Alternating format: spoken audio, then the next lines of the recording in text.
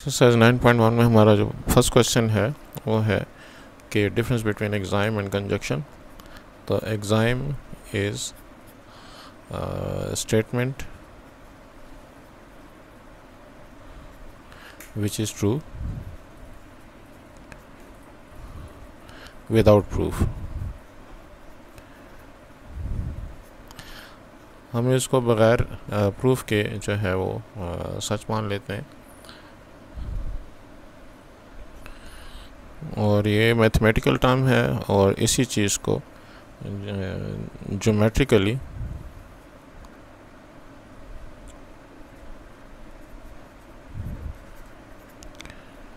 It is called enzyme, sorry postulate.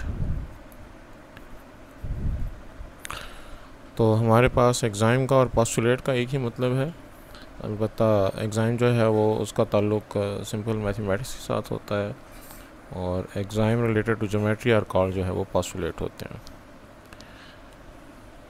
मिसाल के तौर पर एक पॉइंट से infinite number of lines can pass, ये हमारे पास एक एग्जाइम या पास्टुलेट है।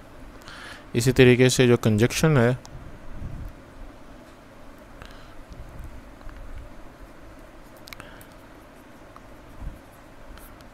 कंजक्टर को हम a statement which is believed to be true but it has not been proved. Statement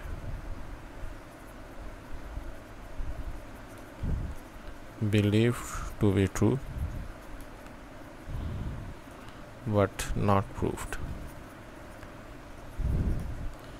यानी कि इसको प्रूव करने का कोई ना कोई प्रोसेस हो सकता है, लेकिन एग्जाइम जो है वो एक एस्टेब्लिश फैक्ट होता है और हम उसको विदाउट प्रूफ के सच मान लिया करते हैं। कंजक्टर जो है उसको प्रूफ करने की खातिर मुख्तलिफ स्ट्रेटजी जो है वो बनाई जा सकती हैं, लेकिन हम उसको जो है विदाउट प्रूफ जो है उसको सच मान लिया करते हैं। मिसाल के तौर पर अगर हमारे पास एक सीक्वेंस चल रहा है 4, 6, 8, तो हम ये शुरू की 3 टर्म्स को देख के बिलीव करते हैं कि इससे आगे 10 आएगा, इसके आगे 12 आएगा, तो ये फिर हमारे पास एक कंजक्टर हो गया।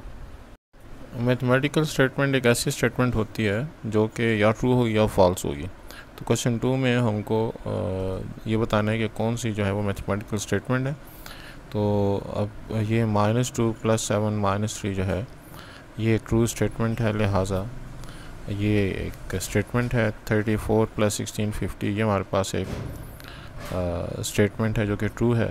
a + b = 9 के बारे में चूँकि हम श्योर नहीं है, क्योंकि हमें a और b की वैल्यू नहीं पता, लिहाजा हम इसको स्टेटमेंट नहीं कह सकते, क्योंकि स्टेटमेंट के लिए ट्रू या फॉल्स होना ज़रूरी है। अब a + b whole square = sa + 2ab + b square, ये और b की किसी वैल्यू के लिए ट्रू है, लिहाजा ये एक स्टेटमेंट है। 2 2 4 4 + 2 6 ये भी एक स्टेटमेंट है। इफ x इज़ रियल इधर x is less than 0, x is greater then 0 और x इज़ इक्वल टू 0, ये भी ट्रू एक स्टेटमेंट है, क्योंकि इस 3 के अलावा और कोई केस नहीं बन सकता। If a is greater then b and b is greater then c, a is less than c, तो ये हमारे पास एक फॉल्स स्टेटमेंट है, लेकिन बहरहाल स्टेटमेंट है। x y + z = 12, हमें x y और z की वैल्यूज़ के बारे में चूँकि पता नहीं है, तो हम इसके बारे में श्योर नहीं है कि ये ट्रू है या फॉल्स है। और यहाँ पे अगर हम s की वैल्यू 4 और t की वैल्यू 0 लगाएं तो हमारे पास आंसर वाकई 4 आता है, लिहाजा ये एक स्टेटमेंट है। क्वेश्चन नंबर 3 में है कि sum of a and b is 0। अगर मैं इसको मैथमेटिकली लिखूँ तो a + b = 0। अब चूँकि इस के बारे में मैं श्योर नहीं हूँ कि a और b की वैल्यू जो है वो मुझे सम के तौर पर 0 देती है कि नहीं, लिहाजा ये एक सेंटेंस है, स्टेटमेंट हम इसको नहीं कह सकते। और अगर मैं a की वैल्यू 5 बना दूँ और b की वैल्यू -5 बना दूँ, तो अब ये जो है हमारे पास एक स्टेटमेंट हो जाएगी, क्योंकि a और b की ये वाली वैल्यू पुट करने से हमारे पास एक ट्रू रिज़ल्ट आता है।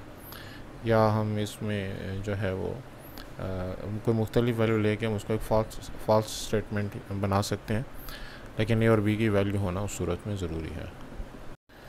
क्वेश्चन नंबर 4 में है कि x की वैल्यू 2, 5, 10 वगैरह के लिए इसको लेफ़्ट साइड को राइट साइड के इक्वल हम प्रूव करें।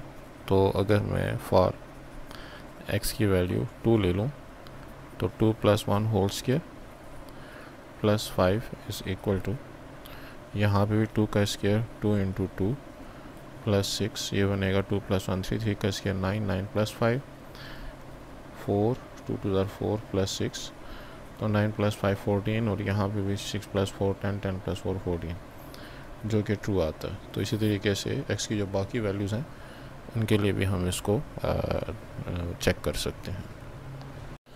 क्वेश्चन 5 में कहता है कि कंजक्टर के ज़रिए से जो है वो इसकी नेक्स्ट नंबर जो है वो मालूम करें। अब 1 से 3 अगर हम सोचें तो 2 ऐड करके आ सकता है, लेकिन वही 2 अगर हम 3 में ऐड करें तो 7 नहीं आता। इसका लेके पैटर्न कुछ और है। अलबत्ता 1 को अगर 2 से मल्टीप्लाई करके 1 ऐड करूं तो जवाब 3 आता है। 3 को भी 2 से मल्टीप्लाई करके 1 ऐड करूं तो आंसर 7 आता है। 3 2 6, 6 + 1 7, 7 को 2 से मल्टीप्लाई करूं तो 14, 14 + 1 15, 15 को 2 से मल्टीप्लाई करूं तो 30, 30 + 1 31। उसी हिसाब से अगर मैं 31 को 2 के साथ मल्टीप्लाई करूं तो ये आता है ये 62, 62 + 1 63। लिहाजा इस कंजक्टर की मदद से नेक्स्ट नंबर जो है वो 63 होना चाहिए। और यहाँ पे जो पैटर्न बन रहा है वो 31 को 2 के साथ मल्टीप्लाई किया गया और फिर 1 ऐड किया गया। क्वेश्चन नंबर 6 में है कि विच और एग्जाम्स हाउ मेनी और पोस्टुलेट्स। तो जितने भी हमारे पास मैथमेटिकल फैक्ट्स हैं जिनको हम विदाउट प्रूफ सच मानते हैं वो एग्जाम्स हैं। ज्योमेट्री के साथ जिनका ताल्लुक है वो पोस्टुलेट हैं, और जिसको प्रूफ करने की ज़रूरत है वो ना एग्ज़ाम है ना पोस्टुलेट है। तो if A = B, B = A exam है। 2 + 2 = 4, इसको हम एग्ज़ाम कह सकते हैं। 1 and only 1 line pass through 2 points, ये भी एग्ज़ाम हो गया। If 2 sides of a triangle are equal, angle opposite to them are equal.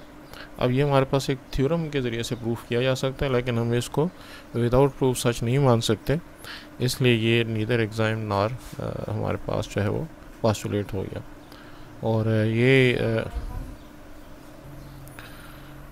हमारे पास ये जो थर्ड पार्ट है 1 and only 1 लाइन पासेस, इसको हम पोस्टुलेट भी कह सकते हैं क्योंकि ये इसका ताल्लुक ज्योमेट्री के साथ है। Product of 2 negative number is greater then 0, ये भी हमारे पास एक मैथमेटिकल फैक्ट है, तो एग्ज़ाम हो गया। All right angles are equal to one another, ये हमारे पास एग्ज़ाम बल्कि पोस्टुलेट क्योंकि ज्योमेट्री के साथ इसका ताल्लुक है। Whole is greater than its part, axiom. If A is greater than B and C is greater than D, C is greater than D, A + C is greater than B + D, exam एक mathematical fact है जिसको कि हम without proof सच मानते हैं। Line segment can be extended both of its sides, तो हम इसको भी हम एग्ज़ाम के तौर पे ले सकते हैं। लाइन को हम दोनों साइड पे एक्सटेंड कर सकते हैं, तो पोस्टुलेट भी है। Sum of 3 consecutive even number is even, तो ये भी हमारे पास एक एग्ज़ाम हो गया। मैथमेटिकली हम इसको सच मान सकते हैं।